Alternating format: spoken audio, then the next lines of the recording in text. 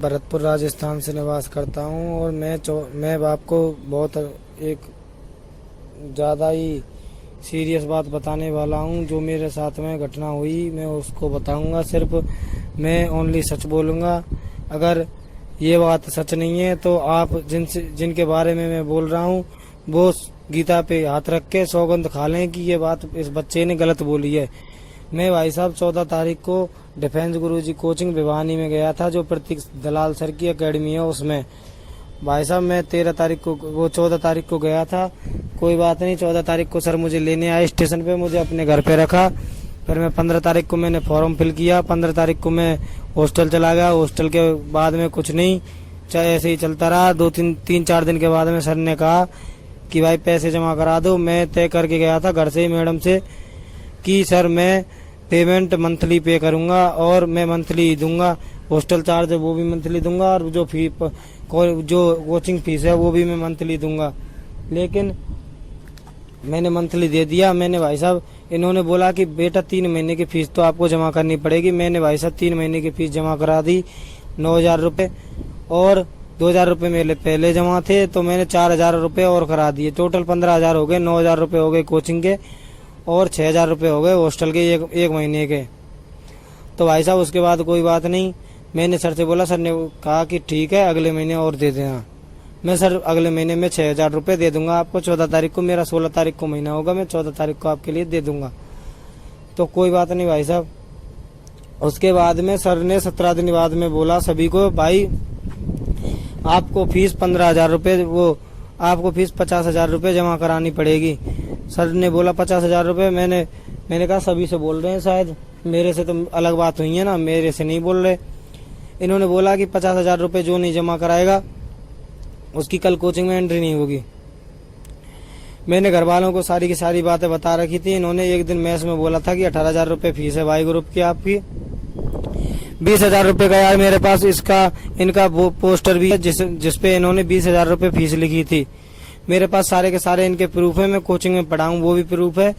और इन्होंने ID card के पीछे सभी की फीस लिखी हुई है। और जो आईडी कार्ड के पीछे फीस कहीं भी नहीं लिखते। आप कोई भी नियम चेक कर सकते हैं। ये कोई नियम नहीं है कि आप आईडी कार्ड के पीछे फीस लिखेंगे। ये तो सर ये कर्जा कार्ड हो गया, ये आईडी कार्ड कहाँ रहा। उसके बाद में भाई साहब इन्होंने 17 दिन बाद में बोला तो कोई बात नहीं। उन्होंने दूसरे दिन फिर बोला कि फीस जमा कराइए। तीसरे दिन इन प्रतीक सर ने मुझे पर्सनली बुलाया और बोले कि बेटा फीस जमा करा, 50,000 रुपये जमा कराने पड़ेंगे।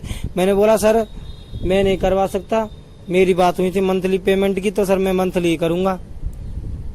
मंथली पेमेंट की बात हुई तो मैं मंथली करूँगा। इन्होंने बोला कि बेटा बात नहीं बनेगी। मैंने सर बात नहीं बनेगी तो क्या होगा कि कुछ ना कुछ करना पड़ेगा। मैंने सर मैं तो घर चला जाऊँगा, आप जो मेरा हिसाब हो रहा है वो कर लीजिए। अगर आपके पैसे निकल रहे हैं तो आप ले लीजिए, मेरे पैसे निकल रहे हैं तो आप मुझे वापस कर दीजिए। इन्होंने भाई साहब तब कुछ नहीं बोला। इन्होंने कहा चल ठीक है बात करते हैं। फिर इन्होंने एकदम से ये सडनली शाम को आए। शाम को मैं खाना खा रहा था। खाना खाने के बाद में इन्होंने एकदम से कहा बेटा हरीश अपना बैग पैक कर ले, और बैग पैक कर ले। इन्होंने कहा, मैंने कहा सर मैं ऐसे बैग पैक नहीं करूंगा, मैं घर वालों को बताऊंगा। और पहले मैंने कहा था कि इंग्लिश वाले सर से बात करूंगा। इन्होंने बोला कि ठीक है इंग्लिश वाले सर से बात कर ले। फिर इन्होंने बात की, इन्होंने कॉल किया। वो क्या करते हैं सर, वो भी इनके नीचे ही हैं। वो किसके पीछे हैं, इनके नीचे ही हैं। तो वो अपनी बातों से बदल गए। उन्होंने कहा कोई बात नहीं हुई मेरी हरीश से। फिर उसके बाद में सर उसके बाद में इनकी जो इनसे बात हुई मेरे पिताजी की, तो इन्होंने मेरे पिताजी से बोला था कि मैं आपके बच्चे को सेफ छोड़ूंगा। मैं भाई साहब उसका पैसे भी वापस करके दूंगा, जो जितने हो रहे हैं वो अपना हिसाब करके वापस करूंगा। और आपके बच्चे को मैं रात में घर पे रखूंगा और सुबह आपके बच्चे को स्टेशन पे छोड़ दूंगा। सुबह मेरी 5 बजे की ट्रेन थी तो मैं आ गया।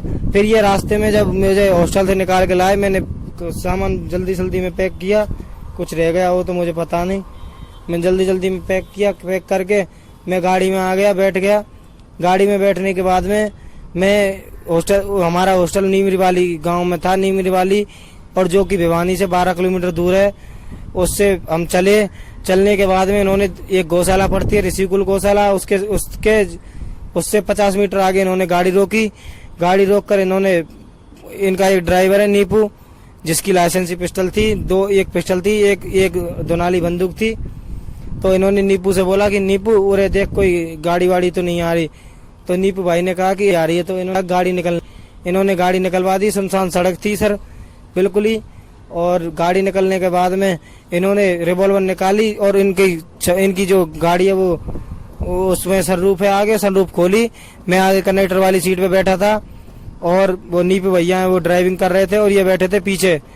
तो इन्होंने एक रिवॉल्वर का एक फायर किया जिसमें 6 राउंड आते हैं, उससे फायर किया। लाइसेंसी रिवॉल्वर थी। फायर करके इन्होंने फिर इनसे दूसरा फायर करने वाले थे कि इनसे ट्रिगर नहीं दबा। तो फिर मैंने ही बोला कि सर ये खामा में ये जो बंदूक की नाल है ये फट जाएगी, आप जबरदस्ती कीजिए। तो इन्होंने वो पिस्टल है, वो जो रिवॉल्वर है वो नीपू भाई को दे दी। नीपू भाई ने फिर फायर किया। एक फायर उन्होंने किया, एक फायर इन्होंने किया। दोनों ने फायर करने के बाद में पूछा इन्होंने, बेटा तू डरा तो नहीं? सर आप बताइए, सुनसान सड़क है, अकेला बच्चा है आपके साथ में दो हथियार हैं आपके पास, 2 बंदे हैं। फिर क्या इनका इरादा क्या था? इनका इरादा शौक का था क्या? आप बताइए, कोई भी बता देगा कि इनका इरादा क्या था। फिर उसके बाद में इन्होंने बोला कि बेटा ऐसा कर रहे हैं, हम तुझे स्टेशन पे छोड़ेंगे, तू ऐसा करियो होटल में रुक जाइयो किसी में। मैंने क्लियर ही बोल दिया सर मेरे पास पैसे नहीं है मेरे पास। तो फिर इन्होंने मेरे 3000 रुपए दिए और बोला कि होटल पर रुक जाइयो, कोई दिक्कत नहीं होगी, वो होटल में रुक जाइयो। होटल में रुकने के बाद में कमरा ले लियो कोई और वहीं पे रुक जाना और सुबह चला जाना। मैं तो सर डरा सहमा था।